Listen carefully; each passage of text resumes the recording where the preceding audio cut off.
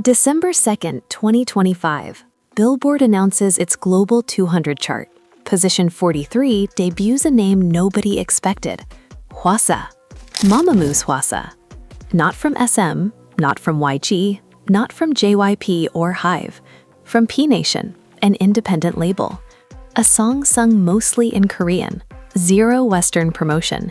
No radio push, no English version, no American talk show circuit. Nothing. Just a song released 6 weeks earlier that Korea couldn't stop listening to. And somehow, it landed on Billboard's most competitive global chart. This isn't how K-pop conquers the West. Big Four companies spend millions on Western rollouts, English singles, strategic features with American artists. Hwasa did none of that. She released Good Goodbye on October 15th, performed it once at an award show in November. Korea went viral, and Billboard followed. This is the story of how one performance changed everything. Understanding why this matters requires understanding who Hwasa is. She's not a rookie riding label money. She's 12 years deep. Debuted with Mamamoo in 2014 under RBW, a mid-tier company. Built her reputation the hard way. Vocal power, stage presence, refusing to fit the standard K-pop mold. She's curvy in an industry obsessed with thin. She's confident in an industry that demands modesty. She sings about loving her body when everyone else sings about heartbreak. By 2023, she'd proven herself. 4 perfect all-kills across different formations. Mamamoo's You're the Best, her collab with Loco Don't, Refund Sisters' Don't Touch Me, but never a solo PAK, never a Western chart breakthrough. She left RBW, joined P Nation, size label, smaller, independent, no corporate machine behind her. Good Goodbye dropped October 15th. Korea noticed but didn't explode. The song charted respectably. Top 20 on Melon, decent streaming. Fans loved it. Critics praised the maturity. Hwasa co-wrote it with An Shanae and producer Park Woo-sang. Mid-tempo R&B. Lyrics about accepting a breakup even when it hurts. Wishing someone well even though you're not okay. The MV featured actor Park Jeong-min, their chemistry obvious. But after 2 weeks, the song plateaued. This happens constantly in K-pop. Good songs get released, they chart for a moment, then newer releases push them down. Streaming moves fast, attention spans shorter. Good Goodbye seemed destined to become another solid release that fades. Hwasa had no Western rollout planned, no English version recorded, no American label partnership. This was a Korean song for Korean fans. That was the plan. November 19th changed everything. The Blue Dragon Film Awards, one of Korea's biggest film events. Hwasa was invited to perform Good Goodbye. Not a comeback stage, not a music show, a film award show. She walked out barefoot, sat in a chair. Park Jeong-min joined her. They recreated the MV's most intimate moment. He held her red heels, they gazed at each other. The performance lasted 3 minutes. No backup dancers, no flashy staging. Just 2 people embodying heartbreak so authentically that everyone watching it.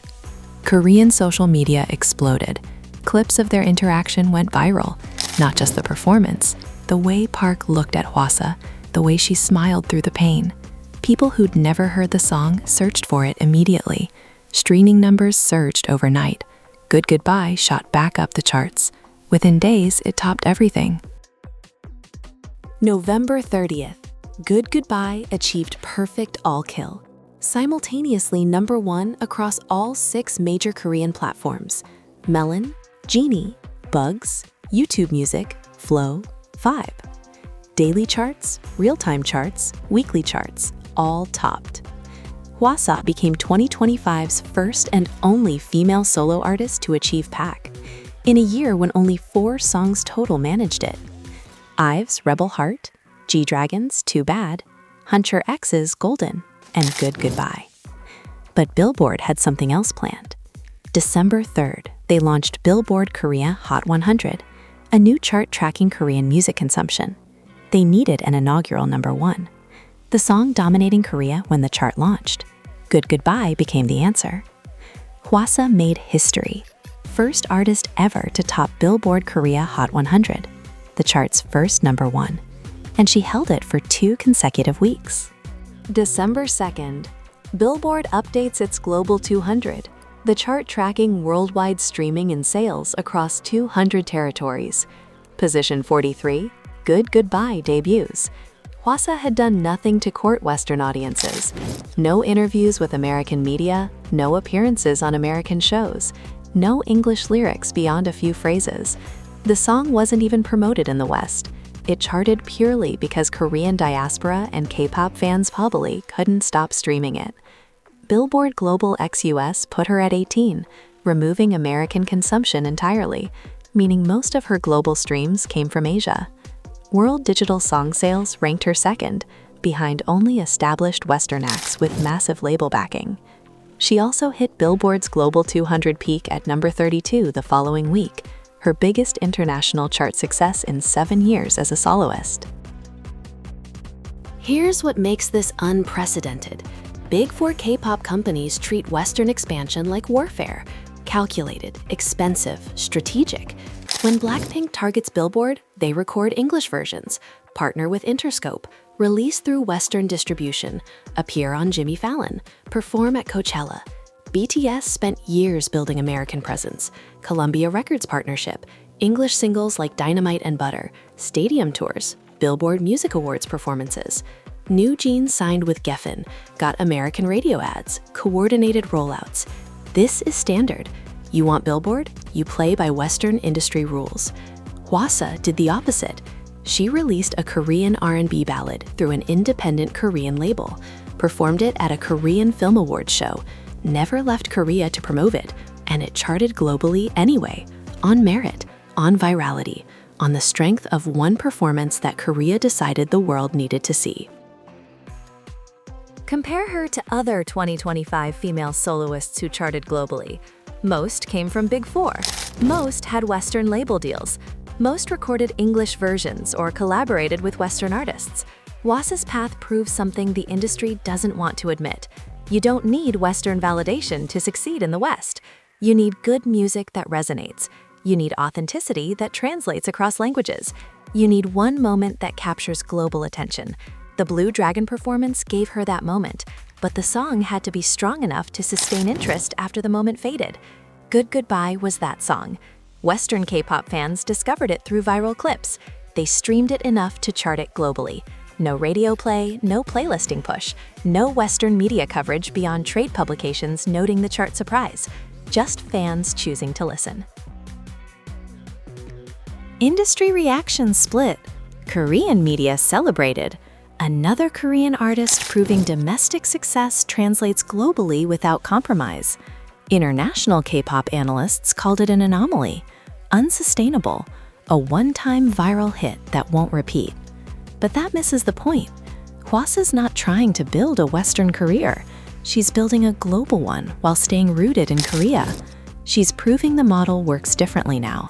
Streaming platforms erase borders. Social media spreads performances instantly. Korean success can become global success organically. You don't need Western intermediaries. You don't need English lyrics. You need cultural authenticity and artistic excellence. Big Four companies spend fortunes on Western rollouts because they're trying to crack American radio and TV. Hwasa ignored all that, focused on Korea, let the world come to her, and it worked.